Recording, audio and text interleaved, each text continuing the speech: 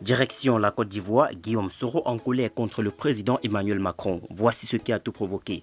Alors pour plus de détails, après le générique. Avant de commencer, abonnez-vous à la chaîne et activez la cloche de notification car cela va vous permettre de ne plus manquer les prochaines vidéos. Let's go!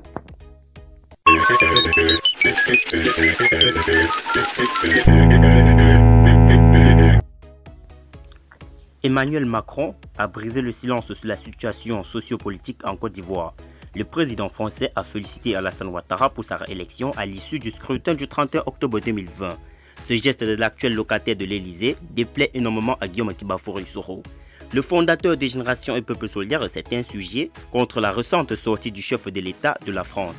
Macron félicite Ouattara, Guillaume Soro s'indigne.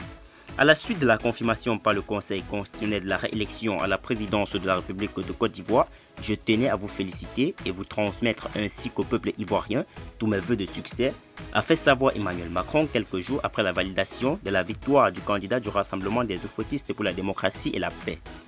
Le chef d'État français a salué le rapprochement entre Alassane Ouattara et son grand rival Henri Konan Bédié.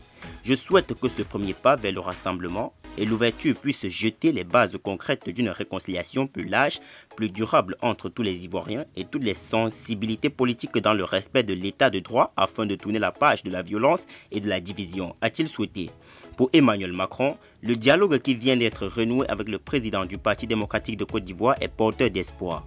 Au regard des violences et des tensions qui ont ressurgi à l'occasion de ce scrutin, le dialogue que vous avez initié le 11 avec le président Henri Konan Bédié est porteur d'espoir. C'est réjoui le numéro 1 français. En exil en France depuis décembre 2019, Soro Guillaume apprécie mal le message de Macron à Ouattara.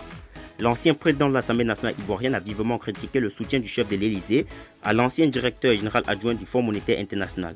En ces temps de fake news, est-ce vrai que Emmanuel Macron aurait envoyé un courrier à l'ex-président ivoirien ? Qui peut me renseigner? Autrement, ça serait pire que de l'ingérence, surtout que Jean-Yves Le Drian se disait opposé à l'ingérence, a posté le leader des soroïstes sur son compte Twitter. Bien avant, Guillaume Soro, Jean Bonny, proche de Pascal Affi-N'Guesson, avait décelé des incohérences dans le courrier d'Emmanuel Macron. Ce document qui circule sur les réseaux sociaux est manifestement un fake. Tout doit sortir des laboratoires du RHDP. Pas d'en-tête de l'Élysée, introuvable sur le site de l'Élysée, date manuscrite. Date du 11 novembre, nous sommes le 15. Radio France Internationale ni France 24 n'en parle. S'était-il exprimé